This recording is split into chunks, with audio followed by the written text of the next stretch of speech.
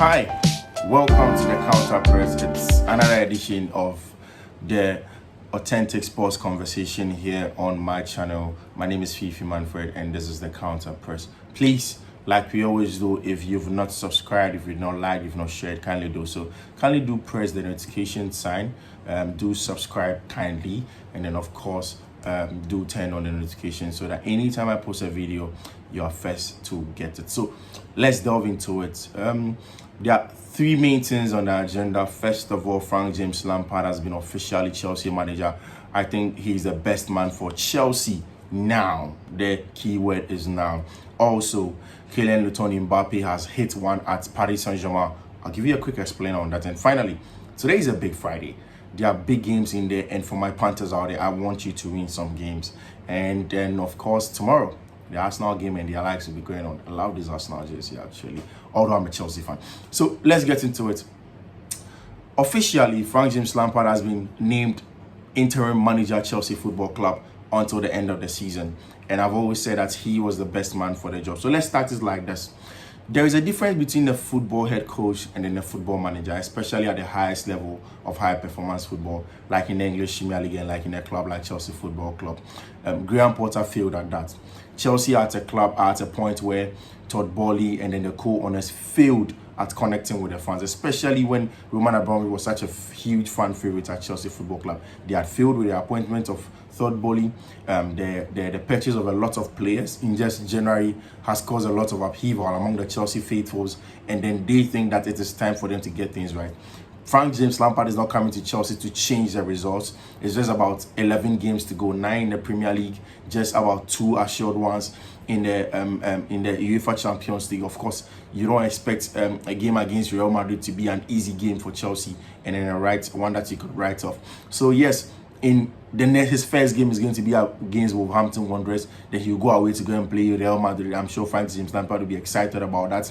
Apart from that, he will come back home to come and play Brighton and Hove Albion. And then again in the Champions League, then there are games to Arsenal, Man United, Man City, all in that run. There are big games in there. And these are games that can win the fans back for Todd Boehly and his entourage. So Frank James Lampard is the best man for Chelsea, because he if you look at that press conference he had for Chelsea Football Club, he showed the side of a manager. He did a proper PR job for him. So the fact that he can be a good PR outlet for the club, the fact that he's a legend of the club and he embodies everything that Chelsea Football Club do show, adds to everything that he has got.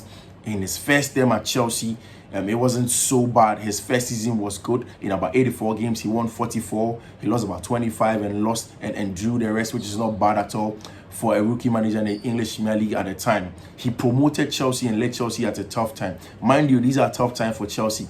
And they think that one of the best managers that helped them in a very tough phase of the club's period would be Frank James Lampard, and it's time for him to get back. So for me, it's the best time for him to be here. He understands what the Chelsea culture is, and now it's just for the interim.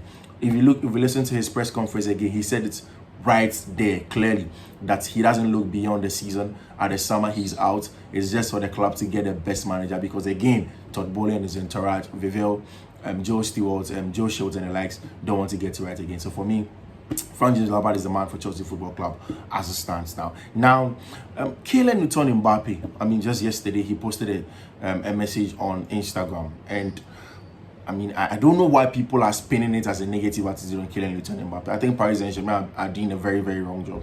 For a player that you sign with a contract extension of about 3 years for about 547 million euros gross salary, you don't communicate to him. If you look at the video, almost everything was pinned on Kylian Mbappe. Yes, he sanctioned the new social media manager for Paris Saint-Germain, but then everything was just hinged on him in a season ticket promotion video. So Paris Saint-Germain wanted to promote their season ticket holders promotion video for next season. They used Kylian Mbappe without his notice. Everything was just hinged on him.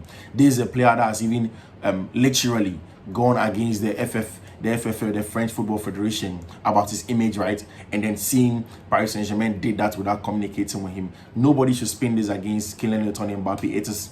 It is wrong approach for Paris Saint-Germain. For a club that gives a player this much, you need to keep your player in the know. You need to speak to him why you think that he has to be in that video and he has to be in the know. Kylian Mbappe, for a player of his quality and caliber, have every right to ask for why his images and what have you are being used for promotions without his notice. Mind you, at the highest level of football now, it's not just about his and like he said, he is a part of Paris Saint-Germain. He's a part of that big family. But Kylian Mbappe is not Paris Saint-Germain. It is not Kylian Saint-Germain. It is Paris Saint-Germain. So Paris Saint-Germain need to do their work well. And I think I agree with Paris and Kylian Mbappe.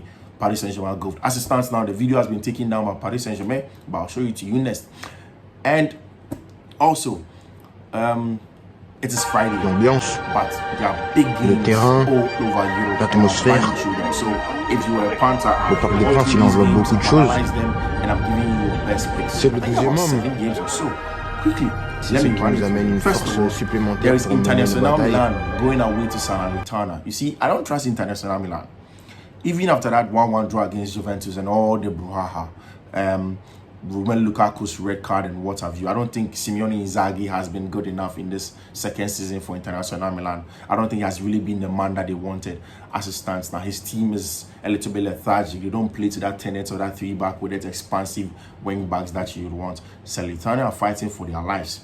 In a game like this, I'm just going to go on over 0.5 actually, because I don't even trust Salernitana also, but I think that at least a goal is going to come through in this game. There's Benfica versus Porto in a big game in Portugal in Benfica. Benfica have lost just once since Enzo Fernandez was sold to Chelsea. In their last 5 games, they've been winning every game. They are huge on form. But for some reason, anytime Benfica are playing at home against FC Porto, they find it difficult to get a job done. In about 5 games that they've played, when they've played at home, they've lost 1, they've drawn 1. But when they go away to Porto, they seem to get a job done. So it is a tricky spell. In as much as Benfica are winning, I think that my Panthers need to be very careful in a game like this. And whilst Porto are not doing so good over there. So I think in the balance of it, like I always say, betting is not about getting the best odds. It's about making sure you reduce the risk of losing your cash. So it's a double chance. SC Benfica at home against FC Porto. Then Club Brugge are playing against RC Sterling. Club Brugge have not been so good this season. It has not been an exciting game, but then they are playing against relegation threatened side, and I think that at home Club Brugge should get a job done. In this game, definitely is a Club Brugge win in the Belgian Pro League. Then there is RC Lyon versus Strasbourg. RC Lyon have been a very good side. They are up there at the top. They can even push for the French League as it stands now. It's a game against Strasbourg. They are playing at home. It's a little bit it's going to be hugely cagey. There are going to be a lot of fouls in this game. If you can go for your yellow card if you want to go into it, but then the most assured bet I can give you is an over 1.5. They are scoring an average of 1 goal. Strasbourg are always conceding and also scoring over there. So it's a cocktail of goals that's possibly going to come in there. And maybe you can throw in your cards if you want it as well. There's AC Milan versus Napoli. AC Milan not so good. They've been not so good fun, but in that spirited performance against Napoli at the Diego Armando Maradona in Naples in just a few days ago was beautiful to watch, and I think that they are going to carry on that form. Brahim Diaz, Rafael Leao will take on that form into the game against Lecce, Empoli actually in that game. And I think that if you want your anytime goal scorer first, you see that Rafael Leao or Brahim Diaz. Rafael Leao has some good spirit around him as it stands now, and I think that maybe he can get a goal in there for you. So you can pick him as your anytime goal scorer, but then also AC Milan to win at home against Empoli. Then there's a Lecce versus Napoli. I think Napoli will bounce back against Lecce.